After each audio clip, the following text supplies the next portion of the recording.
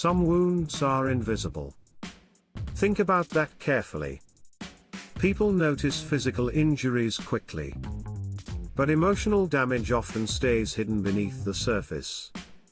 A person can smile, work, laugh, function normally, and still carry deep internal pain nobody else fully sees. That is why emotional damage can become so dangerous. Because people learn how to hide it. Now think carefully about how emotional wounds form. Sometimes through rejection, betrayal, abandonment, harsh words, disappointment, loss, and sometimes through years of carrying pressure silently without support. One painful moment can leave a mark. But repeated pain often shapes identity. People begin believing things about themselves that were never true. I am not enough. I cannot trust anyone. I will always be hurt. And over time, emotional damage changes the way people see themselves, others, and even God. That matters more than people realize. Because unhealed emotional pain quietly affects every area of life. Relationships, confidence, peace, decision-making, trust, even purpose. Now think about scripture. Many biblical figures carried emotional wounds too. Think about Joseph. Rejected by his own brothers. Sold into slavery. Forgotten in prison. Imagine the emotional damage those experiences could have created. Betrayal.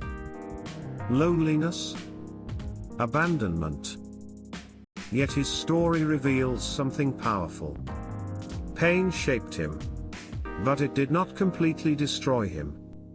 Think about David. He experienced betrayal, grief, fear, and emotional exhaustion repeatedly. Yet many psalms reveal honest emotional processing. Not emotional denial. That matters. Because healing does not begin with pretending pain never happened. Healing begins with honesty. Now think carefully about this. Many people survive emotionally without actually healing emotionally. There is a difference. Survival keeps people functioning. Healing restores peace internally. And some people become so focused on surviving that they never stop long enough to heal. They stay busy, distracted, emotionally guarded. Because slowing down might force them to confront buried pain. But ignored wounds rarely disappear. They usually resurface later through anxiety, anger, fear, numbness, or unhealthy patterns. Now consider another difficult truth. Emotional damage often changes trust. People who were deeply hurt become cautious, guarded, afraid of vulnerability. And maybe someone listening understands that feeling deeply. You want connection, but fear being hurt again. You want peace, but struggle feeling emotionally safe. That internal conflict exhausts people quietly. Now think about how emotional damage affects identity. Painful experiences can create false beliefs internally. A rejected person may begin believing they are unlovable. A betrayed person may believe nobody can be trusted.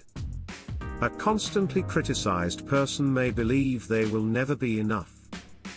And over time, emotional wounds begin speaking louder than truth. That is why healing often requires renewing perspective.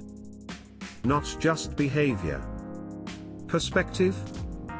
Now let's talk about something many people misunderstand. Healing is rarely instant. Think about that carefully. Modern culture loves quick fixes. Quick relief.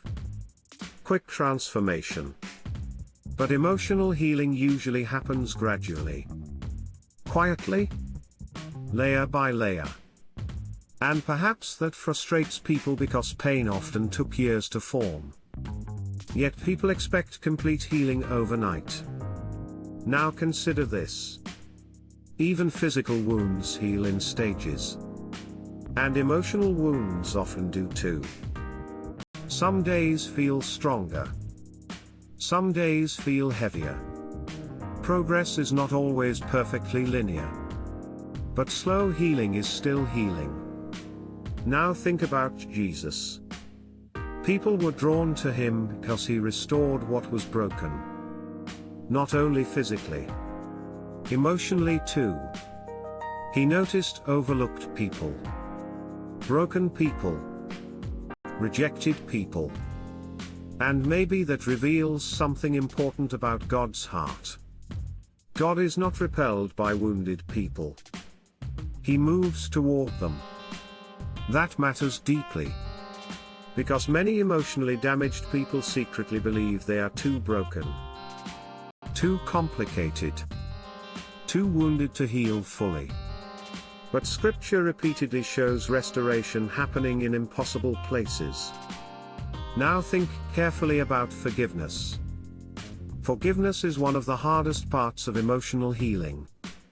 Not because pain was small, but because pain was real.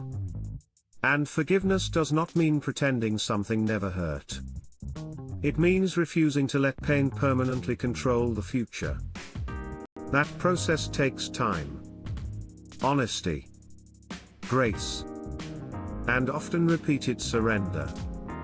Now let's address another important truth.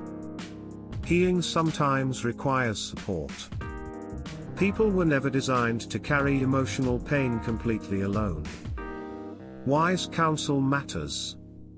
Safe relationships matter. Honest conversations matter. And professional help can matter too. Think about that carefully. Seeking help is not weakness. Sometimes it is wisdom. Now maybe someone listening feels emotionally damaged right now. Maybe pain changed you deeply. Maybe trust feels difficult. Maybe peace feels distant. Maybe you feel tired carrying wounds nobody fully understands. If so, remember this. Your wounds may explain your struggle, but they do not define your worth. And emotional damage does not mean your future is hopeless. Healing is still possible. Even if slow, even if messy, even if incomplete right now. Because people can heal from things that once felt impossible to survive. Now think carefully about this. Some of the most compassionate people are those who survived painful seasons themselves. Some of the deepest wisdom comes from healed wounds. And some of the strongest people are those who quietly rebuilt themselves after emotional devastation. So the real question is not, why was I wounded?